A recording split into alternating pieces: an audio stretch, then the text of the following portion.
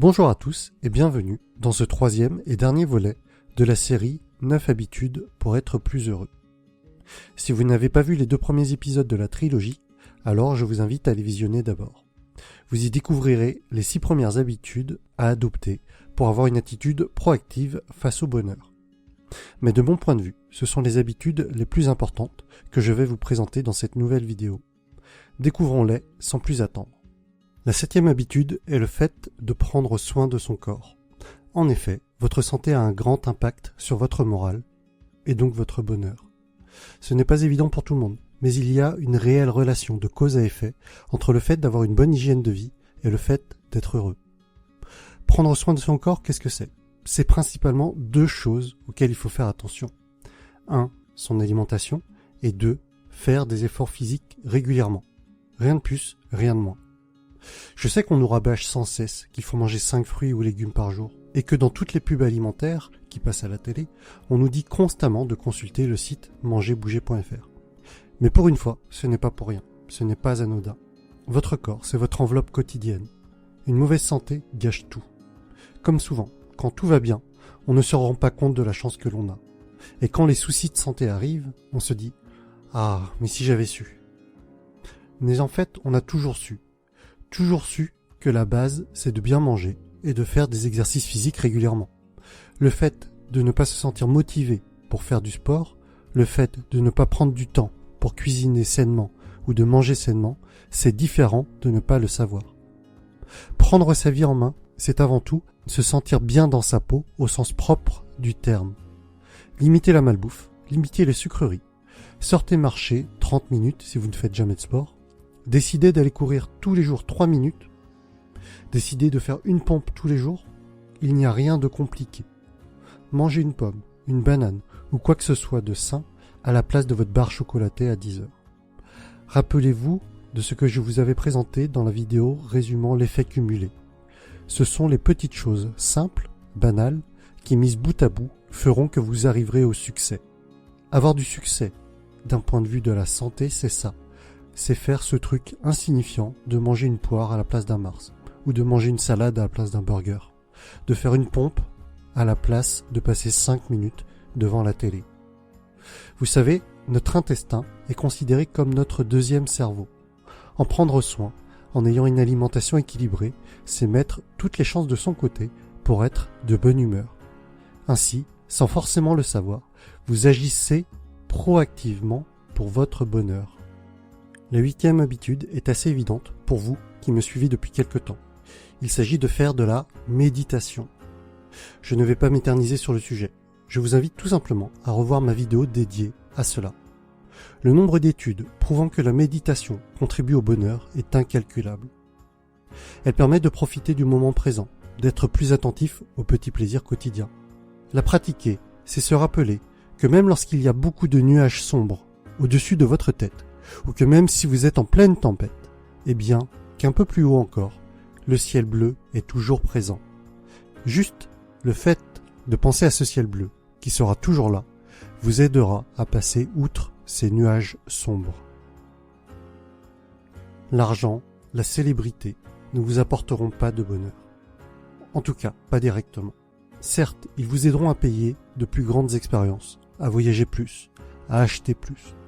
Mais le bonheur réside principalement dans les relations que vous entretenez avec les autres.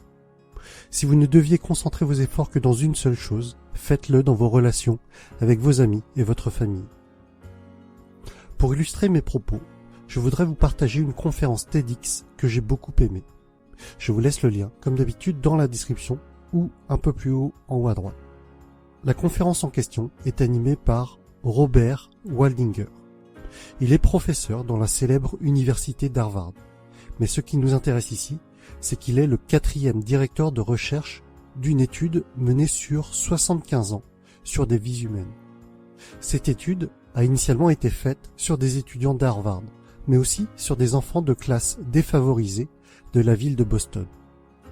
Durant toutes ces années, durant 75 ans, l'étude a tracé scrupuleusement tout un tas de sujets sur la vie de ces personnes, que ce soit au niveau professionnel, personnel ou même des loisirs.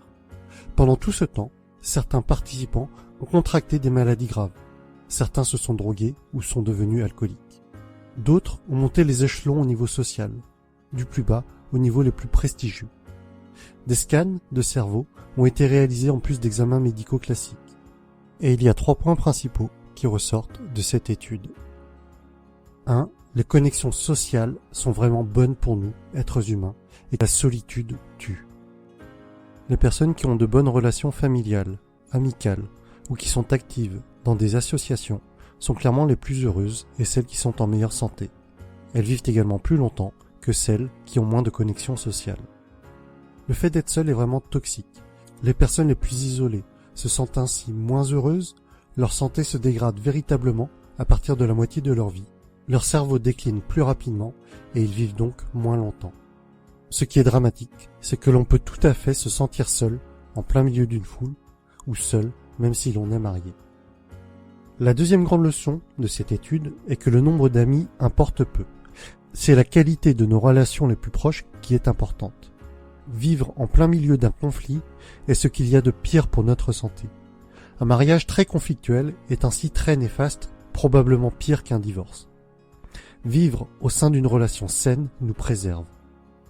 Les personnes qui étaient les plus satisfaites de leur lien avec leur entourage à l'âge de 50 ans sont les personnes qui étaient en meilleure santé à 80 ans.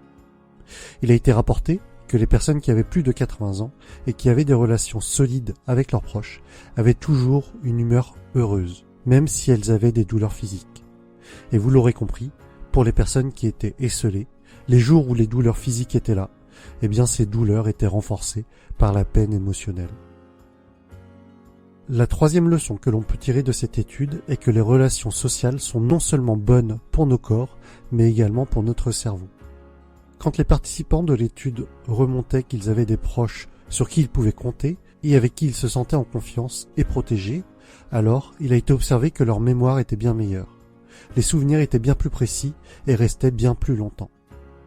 À l'inverse, les moins entourés ont un déclin de leur mémoire qui arrive bien plus vite. Donc le message n'a rien de révolutionnaire, mais les bonnes relations sont bonnes pour nous. C'est pas quelque chose de nouveau, mais alors pourquoi est-ce que c'est si facile à oublier ou à ignorer? Eh bien, finalement, nous sommes tous des êtres humains. Nous aimons les choses rapides et sûres. Et les relations peuvent être difficiles à appréhender, difficiles à entretenir. Les humeurs des uns et des autres ne sont pas faciles à contrôler. Être présent lors de moments difficiles, ce n'est pas forcément très drôle. Et ça dure toute une vie. Alors, quel que soit votre âge, que vous ayez 16 ans, 25, 40 ou 50 ans, comment pouvez-vous faire pour améliorer vos relations? Ça peut être des choses très simples. Passez un coup de fil à un ami que vous n'avez pas vu depuis longtemps, ou à un oncle avec qui vous ne parlez plus depuis des mois.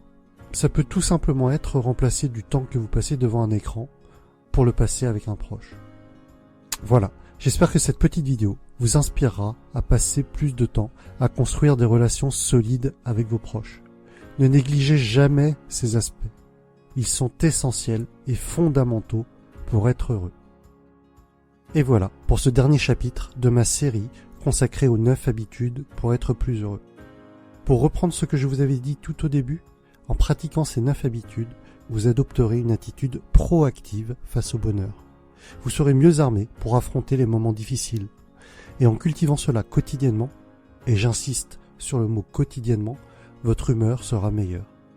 Vous écarterez dépression, solitude, burn-out, et vous diminuerez le stress négatif et autres maladies du cerveau, tellement courantes dans nos vies connectées à Internet, et pourtant tellement déconnectées des fondamentaux.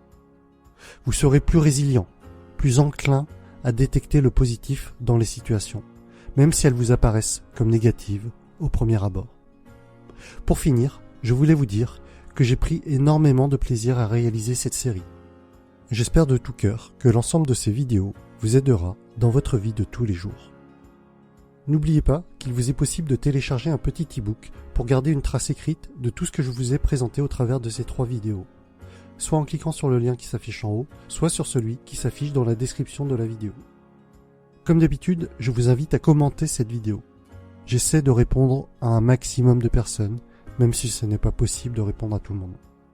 Likez en me laissant un pouce bleu, partagez à vos amis ou à votre famille, si vous pensez que ce que je fais en vaut la peine. Et surtout, abonnez-vous pour vous tenir au courant de mes prochaines vidéos. À très bientôt.